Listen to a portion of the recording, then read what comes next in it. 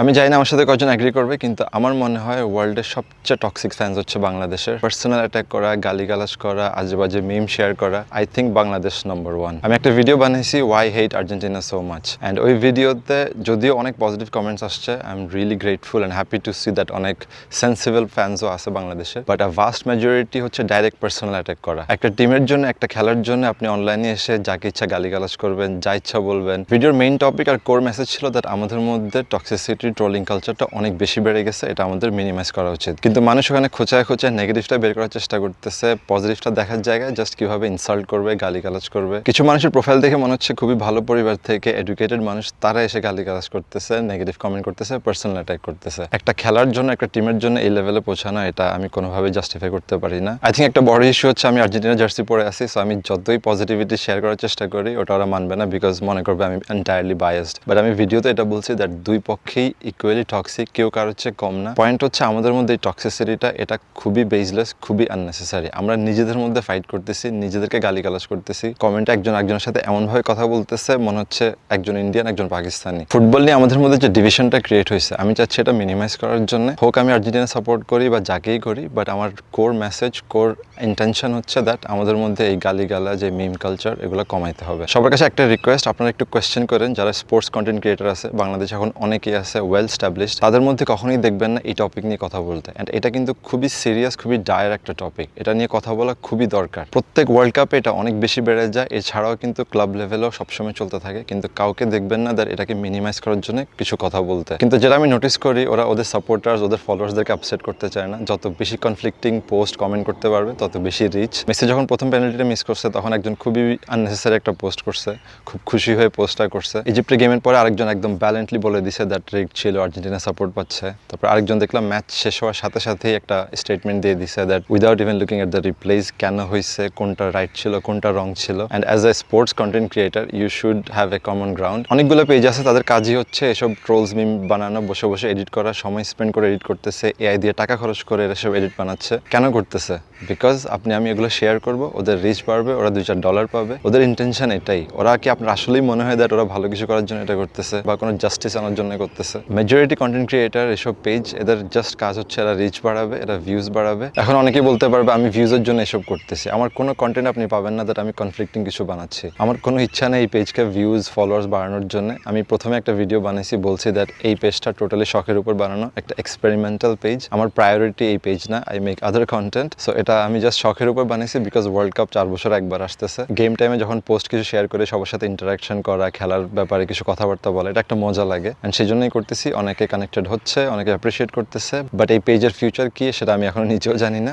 So আমার এখানে views, followers main reason না, আমি এখানে আসছি জাস্ট একটু কনফ্লিক্ট কমানোর জন্য। I want to see peace. আমার কাছে এই জিনিসগুলো অ্যাবনর্মাল লাগে, টু বি ভেরি অনেস্ট। যখনই আমি এই গালিগালাজ কমেন্টগুলো দেখি, আমার কাছে অ্যাকচুয়ালি আফসোস হয়, কষ্ট হয় মানুষগুলোর জন্য। একটা খেলার জন্য, এত ছোট্ট বিষয়ের জন্য আপনি এই লেভেলে যেতে পারেন, একজনকে চিনেন না, জানেন না, যা ইচ্ছা বলে দিচ্ছেন, গালিগালাজ করতেছেন, just because of A game, just because আমি আপনার টিমকে সাপোর্ট করে কথা বলতেছি না। আপনার মাইন্ডসেট, আপনার চিন্তাধারা কোন লেভেলে আছে আপনি একটু চিন্তা করে দেখেন। এরা হচ্ছে আমাদের দেশের ইউথ, এরা এই টপিক নিয়ে এত এক্সট্রিম লেভেলে চলে যায়। I don't know what can you expect from them. আপনি আমাকে হেট করেন, আপনি আমাকে গালি দেন, আমার কিচ্ছু আসে যায় না, আমার কোনো ক্ষতি হচ্ছে না। আমি এখানে বসে আছি, you are not paying for my বিলস।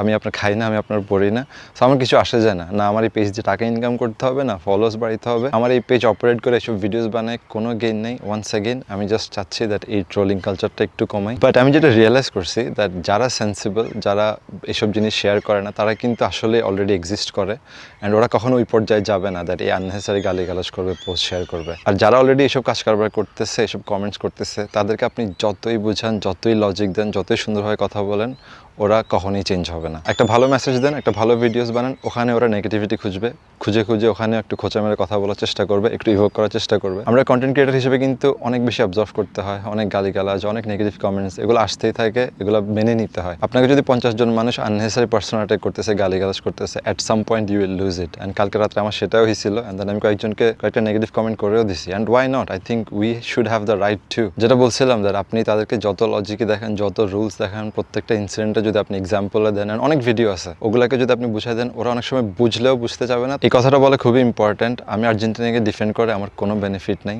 এই আর্জেন্টিনা আমাকে কোনো টাকা দিচ্ছে না এসব ভিডিও করার জন্য। It's completely out of passion. আমি টিমটাকে পছন্দ করি, আমার টিম, আমার প্লেয়ার অলরেডি জিতে গেছে, আমার এখানে ডিফেন্ড করার কিছু নেই। আমার একবার দেখা শখ ছিল, সেটাও হয়ে গেছে, বারবার বলতেছি, and I will repeat it until I am dead. আমার শখ ছিল একবার দেখবো আর্জেন্টিনাকে ওয়ার্ল্ড কাপ জিতে, সেটা জিতে গেছে, I am fine with it. অন্য টিম জিতুক হারুক, আমার ওটা নিয়ে কোনো মন্তব্য নেই, কোনো হেডেক নেই। এবার যদি আর্জেন্টিনা হেরেও যায়, আমার কিচ্ছু আসে যাবে না, 1%ও আমার কোনো ইমোশনাল কোনো ফিলিংস আসবে না, দ্যাট খারাপ লাগবে, আমি একদম ডিভাস্টেড হয়ে যাব, ব্রোকেন হয়ে যাব।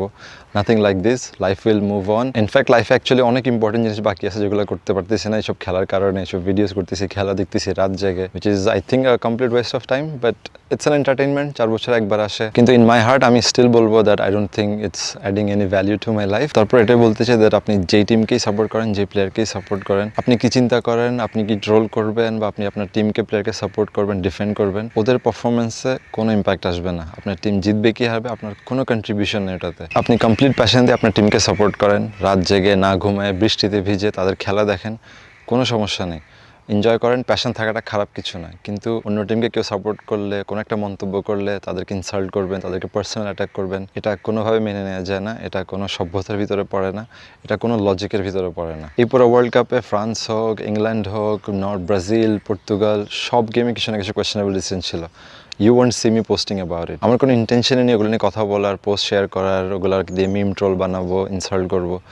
ইয়েস, যদি আপনি আমার টিমকে অ্যাটাক করেন, আমি ডিফেন্ড করবো। আর ডিফেন্ড করার জন্য যদি কয়েকটা এক্সাম্পল আনতে হয়, that yes, Ronaldo red card overturn করা হয়েছে, এমবাপ্পেটা মনে হয়েছে সে ডাইভ করছে, নরের গেমে বলটা ওয়ারে টাচ করে নিচে আসছে, এর থেকে গোল হয়েছে। জাস্ট চিন্তা করেন, এই সব কিছু যদি আর্জেন্টিনার সাথে হইতো, তখন সিনারিও টোটালি ডিফারেন্ট ছিল। এসব এক্সাম্পল আসতে থাকবে, আপনার আমার কিছুই করার নেই। এটা ফিফার প্রবলেম, এটা ভারের problem. They are inconsistent, they are incompetent, full of flaws, in fact এরা করাপ্ট। ব্রাজিলের গেমে আমি একটা ভিডিও বানিয়েছি দ্যাট নরওয়ে জিতার পসিবিলিটি বেশি আছে। এটা নিয়েও অনেকগুলো গালি খাইছি, 50টারও বেশি আইডি ব্লক করতে হয়েছে। অনেকেই কমেন্ট করছে পোস্ট ডিলিট করিস না, খেলার পরে দেখা যাবে, অ্যান্ড দেন খেলার পরে ওদের কমেন্ট ডিলিট হয়ে গেছে। এগুলো করে লাভ কি? You will not gain anything, trust me. এটাই বারবার একই কথা রিপিট করতেছি, আপনার কোনো গেইন নেই। এই খেলা জিতুক হারুক, ব্রাজিল জিতুক, আর্জেন্টিনা জিতুক, ফ্রান্স জিতুক, আপনি যত ট্রোল মিম শেয়ার করবেন, যত কমেন্ট আসে গালিগালাজ করবেন, আপনি নিজেরও ক্ষতি করতেছেন, আমারও ক্ষতি করতেছেন। একটা ভালো মেসেজ শেয়ার করলাম, একটা ভালো ইন্টেনশন ছিল, তারপরে ঘুম থেকে উঠে দেখি যে 4 জন মানুষ গালি দিতেছে, পার্সোনাল অ্যাটাক করতেছে, এটা কারোই ভালো লাগবে না। But it is what it is. আমি কাউকে চেঞ্জ করতে পারবো না, and I also give up. Frankly আমি গিভ আপ করে দিছি। আমি যেটা ভাবছিলাম দ্যাট মেবি কিছু পজিটিভিটি অ্যাড করতে পারবো, সেটা সম্ভব না। সো আমি এখান থেকে গিভ আপ করে দিচ্ছি। আপনাদের যত খুশি মিমস ট্রোলস শেয়ার করেন, কমেন্টে গালিগালাজ করেন, একজন একজনকে মেরে ফেলেন, আমার কিচ্ছু আসে যায় না। এরকম একটা কমেন্ট করে যদি আপনার রাতে ভালো ঘুম হয়, তাহলে আপনি সেটাও করেন, আমি এটা অ্যাবজর্ভ করে নিব। ম্যাক্সিমাম আমি কমেন্টটা ডিলিট করতে পারবো, আপনাকে ব্লক করে দিতে পারবো। But if you enjoy doing it, keep doing it, believe what you want. But আপনাকে চেঞ্জ করার মতো ক্যাপাসিটি আমার নেই। Keep sharing trolls and memes. I give up. Thank you so much.